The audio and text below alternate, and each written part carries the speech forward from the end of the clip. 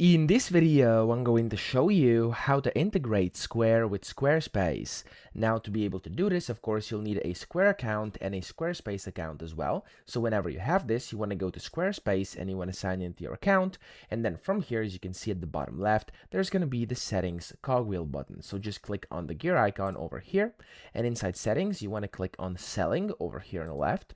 And then from here, you can see payments. It says add ways to receive payments. Simply click on this button. And then if you scroll down, you can find Square over here. So it says point of sale US only. So of course, if you are in the US, you'll be able to do this. And then here you simply have to click on Square, which is going to open up a separate tab just like this. Now, whenever this happens here, you basically will have to sign in using your credentials. So I'm going to do this right now. And then whenever you sign in, you'll see you basically will be able to get connected. So it's going to say it's going to allow these things to Squarespace. So if you, of course, agree with this, click on allow. And whenever you do this, you'll see that it's now going to be connected within just a few seconds. Wait for it, and there we go. We've successfully integrated Square with Squarespace. So I hope this video helped you out. If it did, please subscribe to the channel and help me out as well.